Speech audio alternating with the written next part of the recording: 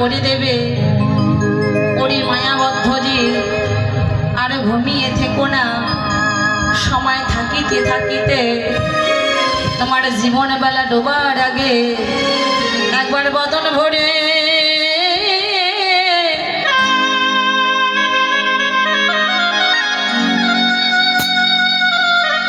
ও তোমরা হরি বলো একবার হরি বল হরি বল হরি বল।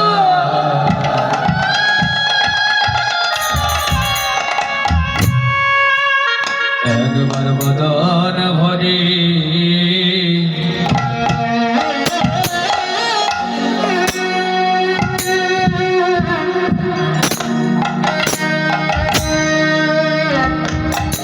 ওরে বদন ভরে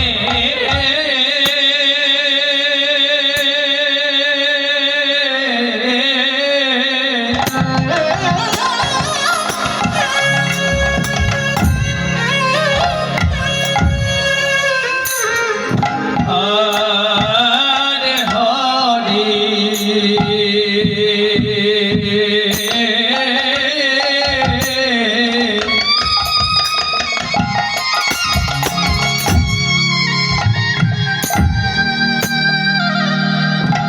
একবার হরি বলো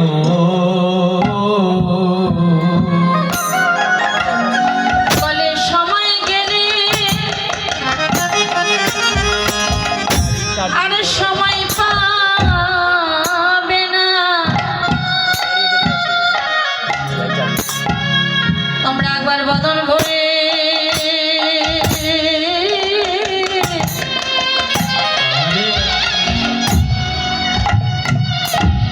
একবার হরি বলো ওরে সময় গেলে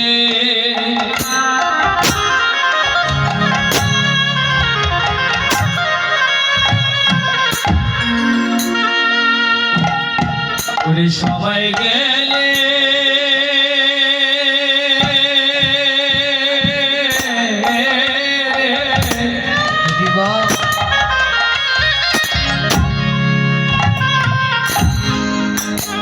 আরে আরে পাবে না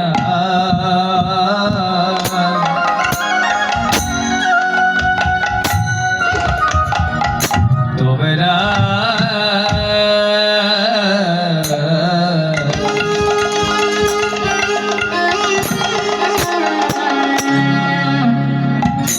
তোমরা একবার বদন ভরে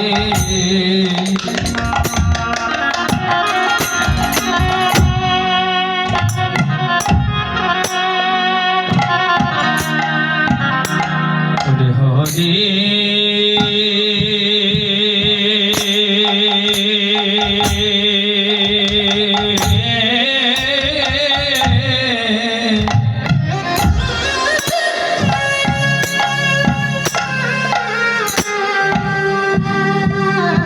ওরে হরি বলো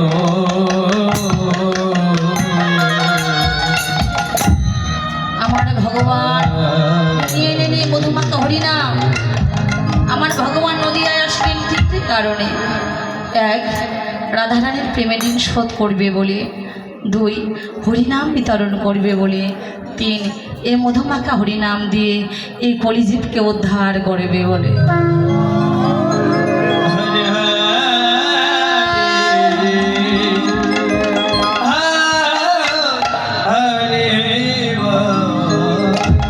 আমার ভগবান এই তিনটি কারণে নদিয়ায় আসবেন। বাবা, আমার ভগবান তিন যুগ চার যুগ অবতার হয়েছে। সত্য যুগে যখন আমার ভগবান এসেছিলেন সত্যনারায়ণ ভগবান হয়েছিলেন শঙ্খচক্র গদাধারী।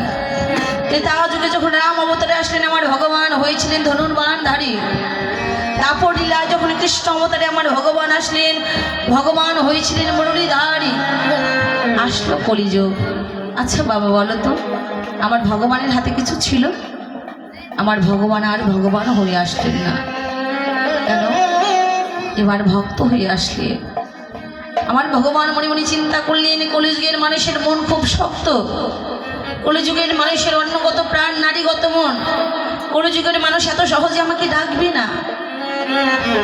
সত্য যুগের মানুষ আমার ভগবানকে লাভ করেছিল যুগ যুগ ধরে সাধনা করে। ত্রেতা যুগের মানুষ ভগবান লাভ করেছিল যাগযজ্ঞ করে। দাপর যুগের মানুষ ভগবান লাভ করেছিল পূজা অর্চনা করে। কিন্তু এই কলিযুগের মানুষের পরমায়ু স্বল্প। সত্য যুগের মানুষের পরমায়ু ছিল 1,00,000 বছর। ত্রেতা যুগের মানুষের পরমায়ু ছিল 10,000 বছর। দাপর যুগের মানুষের পরমায়ু ছিল 1,000 বছর। আর এই কলিযুগের মানুষের পরমায়ু মাত্র 100 বছর। বাঁচে কয় বছর বাবা? 50, 60, 70 এরপরে যা পাওয়া যায় বোনাস। কলিযুগের মানুষ এতদিন বাঁচে না। তাই তো আমার ভগবান মনে মনে চিন্তা করলেন, কলিযুগের মানুষ কখন বা আমার ভজন সাধন করবে, কখন আমার নাম গুণগান করবে।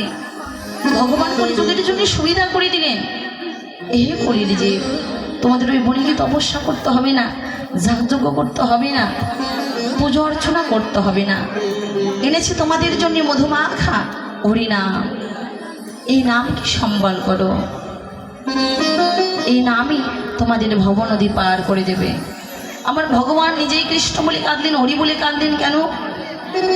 জীব শিক্ষা দিলেন। শাস্ত্রী বললেন নিজেকে আচার্য ধর্ম শেখানো না যায়, এই তো সিদ্ধান্ত গীতা ভাগবতে কয়। ভগবান নিজে আচরণ করে দেখিয়ে দিলেন, এই যে আমি কৃষ্ণ বলে কাঁদছি, তোমরাও কাঁদো। আমি আমার ভগবানের আসনটা পরিত্যাগ করেছি, তোমরাও তোমাদের মানবীর আসনটা পরিত্যাগ করো। বাবা, আমার ভগবান ভক্তির প্রেমের ঋণ শোধ করবার জন্য এই নদীয়ায় আসলেন ভক্ত হয়ে। একদিন আমার ভগবান রাধারানীকে জিজ্ঞেস করেছিল, রাধে আচ্ছা বলো তো, তুমি আমাকে ভালোবেসে কি সুখ পাও? এই বৃন্দাবনে সকলে তোমাকে কৃষ্ণ কলঙ্কিনী বলে, তথাপিও তুমি আমাকে এত ভালোবাসো। আমাকে ভালোবেসে, এই কৃষ্ণ নামকে ভালোবেসে কি সুখ পাও? রাধারানী বলেছিল, প্রভু বিষয় হয়ে তো বিষয় ধরা যায় না, বিষয়কে ধরতে গেলে আশ্রয় করতে হয়।